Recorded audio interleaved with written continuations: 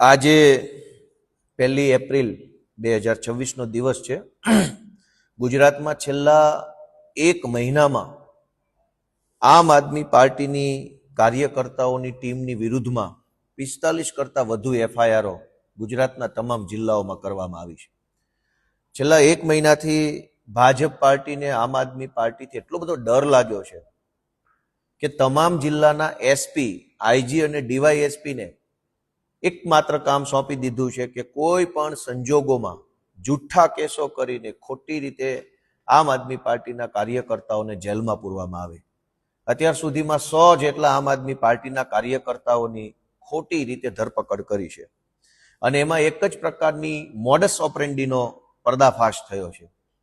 સ્થાનિક વિસ્તારનો કોઈ બુટલેગર, કોઈ માથાભારે વ્યક્તિ, કોઈ ક્રિમિનલ માણસને પોલીસ તરફથી ફરિયાદી તરીકે ઊભો કરવામાં આવે, પછી એ ક્રિમિનલ માણસ અમારા આમ આદમી પાર્ટીના જે વ્યક્તિ ટાર્ગેટ કર્યો હોય એની સાથે સામાન્ય બોલાચાલી કરે, ગાડી અટકાડીને અથવા ફોનથી કે કોઈ પણ રીતે બોલાચાલી કરે અને ત્યાર પછી તરત જ ક્રાઇમ બ્રાન્ચ, એલસીબી, ડી સ્ટાફની એન્ટ્રી થાય અને એ લોકો લૂંટની, જાનથી મારી નાખવાની કોશિશની એફઆઈઆર દાખલ કરે।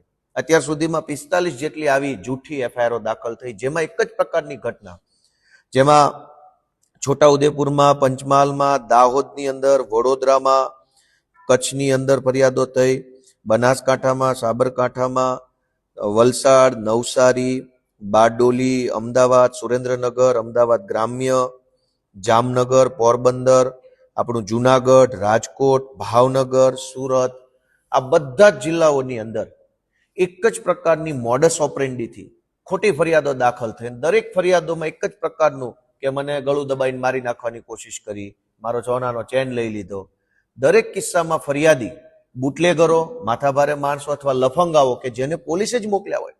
આખા ગુજરાતમાં અત્યારે આ એફઆઈઆરનો ખેલ ખેલવામાં આવી રહ્યો છે। ભાજપવાળાને એટલું જ કહેવાનું છે કે બહુ પાણીવાળા હો, મરદના દીકરા હો અને તમારી માનું ધાવણ ધાન જન્માવો તો એસપીને આગળ ના કરો, સીધા રૂબરૂ આવી જાઓ, અમે તમે જોઈ લઈએ કેટલા પાણીવાળા ને વટવાળા છો। આ શું ખેલ કર્યો? પોલીસની દલાલી કરો છો। અને પોલીસના અધિકારીઓને કહેવા માંગીએ છીએ કે બહુ દલાલી કરવામાં મજા નથી ભાઈ। સરકારો બદલાઈ જશે ને તો કઈ દિશામાં ભાગવું, ક્યાં મોઢું હંતાડવું ખબર નહીં પડે।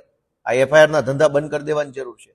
અમારા ગઈકાલે રાત્રે કોડીનાર પોલીસ સ્ટેશને, રાત્રે 2 વાગ્યાની વાત છે, હું જાગતો તો, મારા ફોનથી સંપર્ક ચાલો, કોડીનાર પોલીસે, પોરબંદર પોલીસે અને સુરેન્દ્રનગરના જોરાવરનગર પોલીસે, આ 3 જગ્યાએ પોલીસે અડધી રાત્રે અમારા કાર્યકર્તાઓના ઘરે જઈ ધાકધમકી, ગાળાગાળી કરી અને મોબાઈલ માગીને કીધું કે લાવો તમારો ડેટા બધો આપી દો અને ફૂલ દાદાગીરી ચાલુ કરી દીધી। રાત્રે મેં બધે ફોન કર્યા પણ એમણે કીધું કે ભાજપમાંથી અમને સ્પષ્ટ આદેશ છે કે આમ આદમી પાર્ટીના તમામ કાર્યકર્તાઓને એફઆઈઆરો કરીને જેલમાં પૂરી દેવાના છે। ચૂંટણી પહેલા 10,000 આમ આદમી પાર્ટીના કાર્યકરો જેલમાં પૂરવાનો ટાર્ગેટ છે અને એના એ ટાર્ગેટ પૂરો કરવા આજે અત્યારે જ્યારે હું આ બોલું છું બપોરે 3:35 1 તારીખે ઈશુદાન ગઢવીને ખંભાળિયા પોલીસ સ્ટેશનની અંદર એરેસ્ટ કરી લેવામાં આવ્યા છે। ગઈકાલે રાત્રે ખંભાળિયા પોલીસ દ્વારા અમારા કાર્યકર્તાઓને આવી જ એક ખોટી એફઆઈઆરમાં ધરપકડ થઈ। ઈશુદાનભાઈ ગઢવી ત્યાં પોલીસ સ્ટેશને ગયા પીઆઈને મળવા માટે કે કેમ આવું બધું ખોટા ધંધા કરો છો, આ ખોટું કામ કેમ કરો છો, તો ઈશુદાનને જ અત્યારે એરેસ્ટ કરીને બેસાડી દીધા છે। એટલે કે ભાજપે જે ટાર્ગેટ નક્કી કર્યો છે કે આમ આદમી પાર્ટીના તમામ નેતાઓ, કાર્યકર્તાઓ, મેન મહત્વના જે હોદ્દેદારો છે એવા 10,000 લોકોને એફઆઈઆર ખોટી કરી, લૂંટની, જાનથી મારી નાખવાની કોશિશની આવી એફઆઈઆરો કરી અને જેલમાં પૂરવાનું આખું ષડયંત્ર થઈ રહ્યું છે। એની સામે અત્યારે અમારી લડાઈ છે। હવે એક આ યુદ્ધ જેવું થઈ ગયું છે કે રોજ જાગીને આખા ગુજરાતના પોલીસવાળા આમ આદમી પાર્ટીના કાર્યકર્તાઓના ઘરે ઘરે જાય, એમના સગાવાલા, એમની ઓફિસે, એમને ત્યાં જાય અને ગમે તેવી જૂઠી એફઆઈઆરો કરી જેલમાં પૂરે છે। એટલા બધા મરદના દીકરા હોવ તો આ બેફામ દારૂ વેચાય છે, ડ્રગ્સ વેચાય છે, પોલીસે પકડેલું ડ્રગ્સ ઉંદર ખાઈ જાય છે, અફીણ હવામાં ઓગળી જાય છે, એના વિરુદ્ધ કાર્યવાહી કેમ નથી કરતા? બેફામ અત્યારે ગુંડાઓ ફરી રહ્યા છે, તલવારો કોઈ ગમે ત્યાં મારી દે છે, ચાકુ મારી દે છે, દારૂ પીધેલા, દારૂ વેચનારા લોકોએ સમાજને બાનમાં લીધો છે। એના ઉપર કોઈ કાર્યવાહી કરવાના બદલે આખા ગુજરાતના મોટા તમામ પોલીસ અધિકારીઓ અત્યારે ભાજપની દલાલી કરી અને આમ આદમી પાર્ટી ઉપર અત્યારે ખોટી એફઆઈઆરો કરી રહ્યા છે। આ તમામ ખોટી એફઆઈઆરોની મોડસ ઓપરેન્ડી મેં કીધું એમ એક જ પ્રકારની કે મને મારું ગળું દબાઈ દીધું અને દરેક વખતે ફરિયાદી ભાજપનો બુટલેગર હોય અને આરોપી જેને બનાવવામાં આવ્યો હોય એ આમ આદમી પાર્ટીનો કાર્યકર્તા હોય. આખા ગુજરાતમાં ગળા દબાવી દેવાની એફઆઈઆરો, આખા ગુજરાતમાં એક્ટિવા અથડાવવાની ફરિયાદો, અચાનક એક મહિનામાં 45 એફઆઈઆરો, 100 કરતા વધુ કાર્યકર્તાઓની ધરપકડ, ઈશુદાનની ધરપકડ.